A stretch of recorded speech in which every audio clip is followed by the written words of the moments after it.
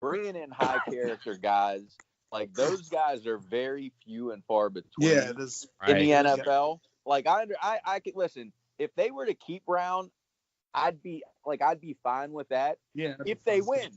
But to Right. me, right now, I would move on if you know that you're going to legitimately bring in a veteran wide receiver, Yeah, whether if you it's know- via trade, via free agent, via cut day, like a Golden Tate. I know people say, oh, well, it's apples and, kind of the same thing with Deshaun Jackson, but even a Deshaun Jackson who might be happy just playing for a winning organization.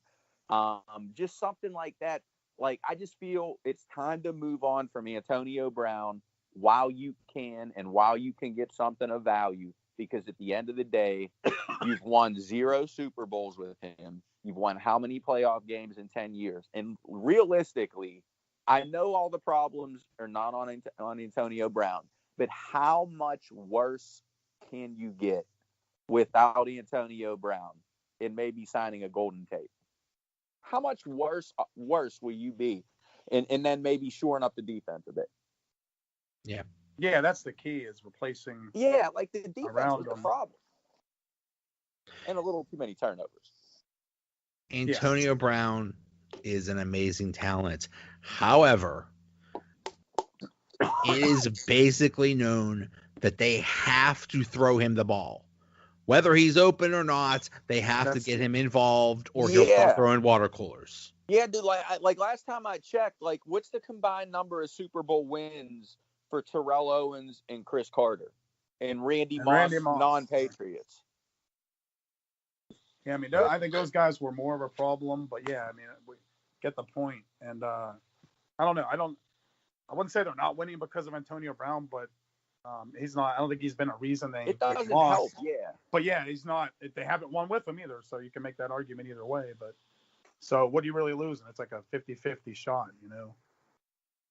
It's crazy though, because they've, like everyone's been saying, you got what happened to Shazier, and then probably Bell gone, and maybe AB now. It's like 3 of your best players in the last 3 years. That's like insane.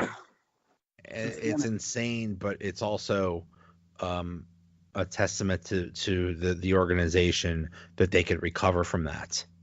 Yeah, I mean, we'll see if they can recover. They got to draft better. They got to draft better, man. Like, Colbert's been very, very disappointing, and everybody lives off of certain picks. Like, people live off of 2 or 3 picks, out of 7 rounds over 10 years, like 2 or 3 total, and get a little too enamored. Like, I don't think Colbert has done his job very well, to be honest with you. I know Brown. I know people are going to go back to Brown and things along that nature. But I mean, in the first round, like, well, first round they've had some okay. misses, but they do make up for it. So you got to go by the whole draft. It's a bad week to say that, because look at the Pro. 2017. Who is in the Pro Bowl? T.J. Watt, Juju, and James Conner. Those were all from the 2017 draft. Okay, so that's there were hits. 3 picks from you're right. To 1 draft.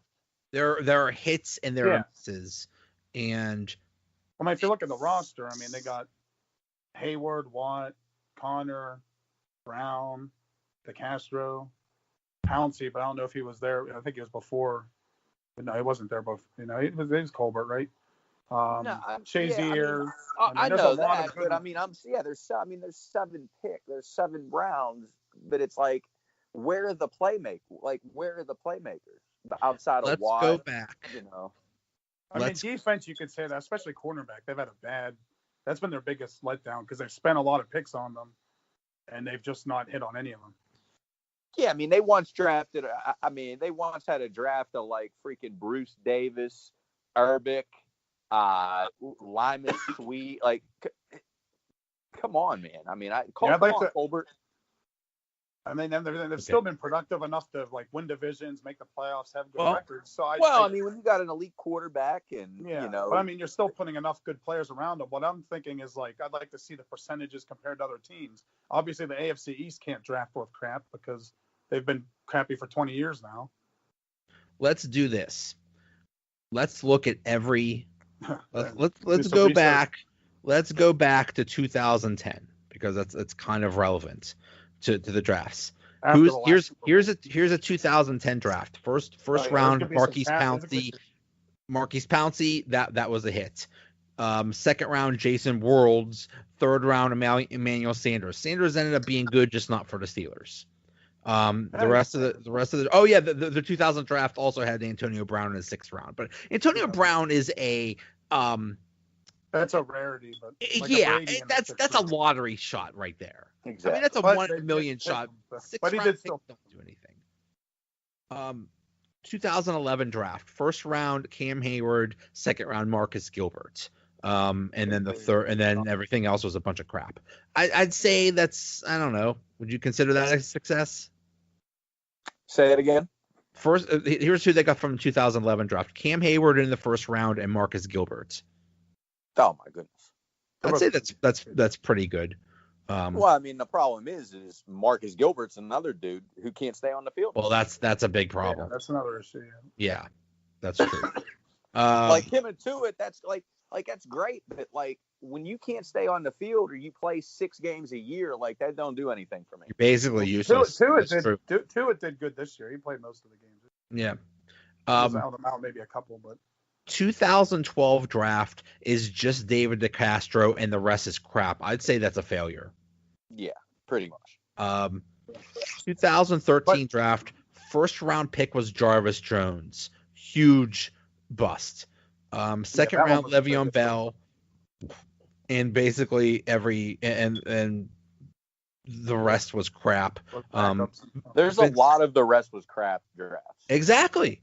That's what I'm saying is I'd like to compare it to what other teams have done too, because that probably is more common than we realize, but focusing on the Steelers and the disappointment. But also they don't do anything in the free agency, so like you can't if you're not going to address anything in free agency, you got to be hitting on a higher percentage of your draft picks as playmakers than this. They had a few years where they didn't have a lot of room to sign anyone. Now they do, so they sure as hell better sign a corner or something and then draft around that. But when they had money, I think they tended to try and do that. But there was a lot of years, especially when they had those aging, good defensive guys that were still getting paid a ton. They didn't have a lot of room to really do anything. Yeah, I mean, I know they had Woodley's money on the books, but yeah, Woodley and like people like Troy until he was gone, and Harrison made a lot.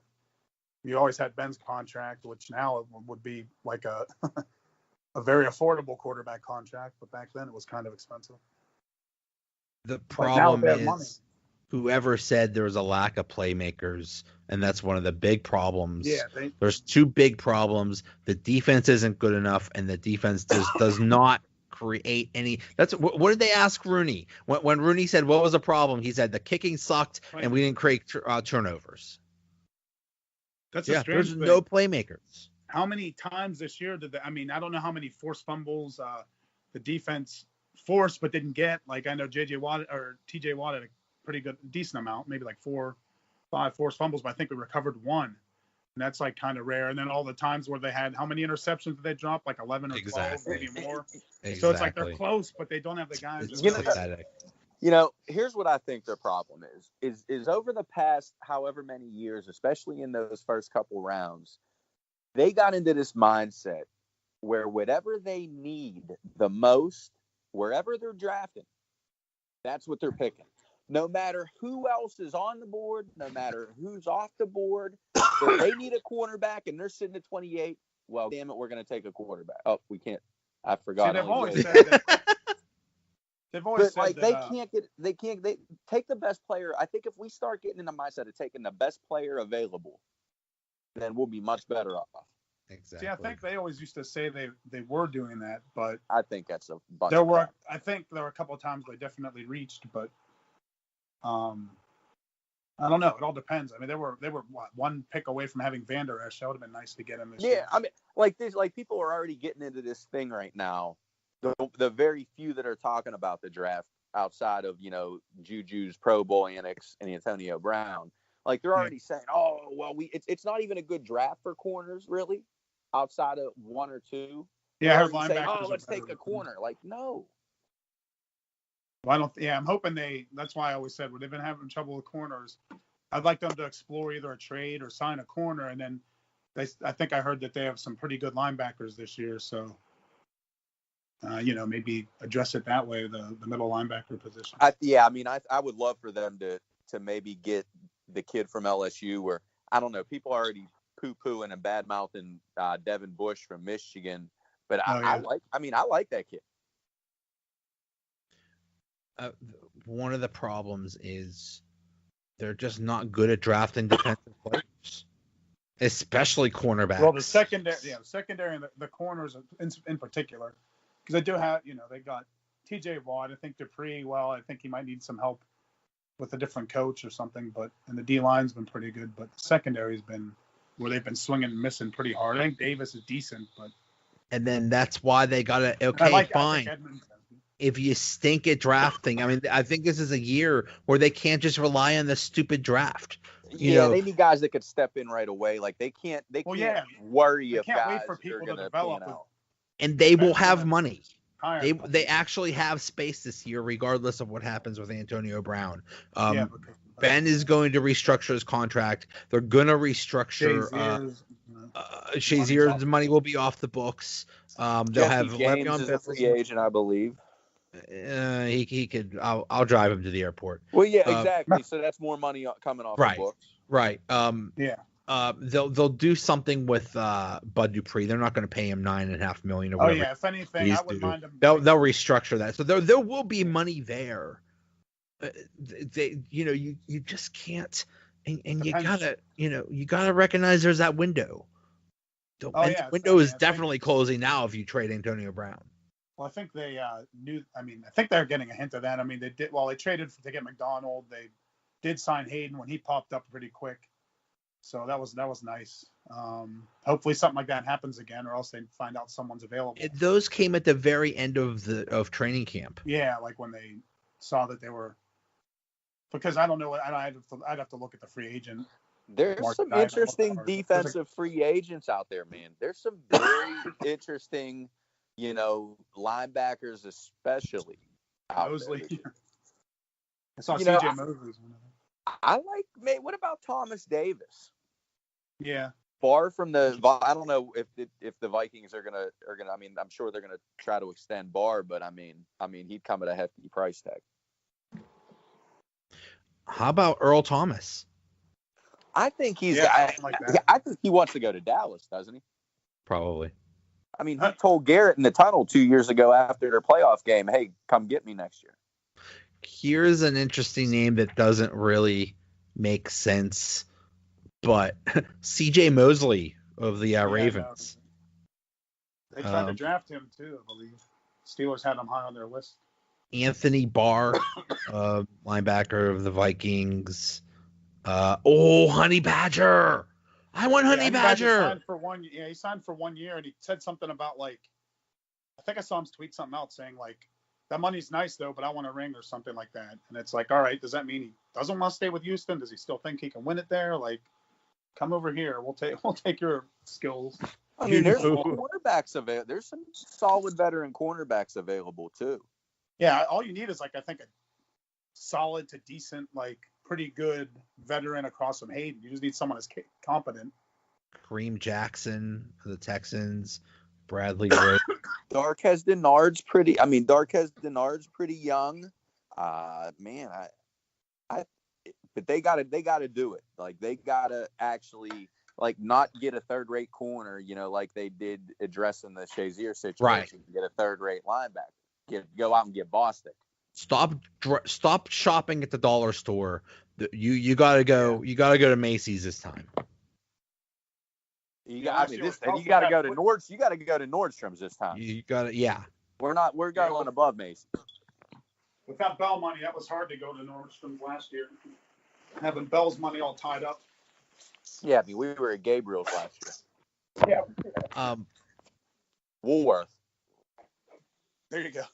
Ironically, you literally need about $14.5 million to go to Nordstrom, literally. So that works out. That's a good analogy. Oh God.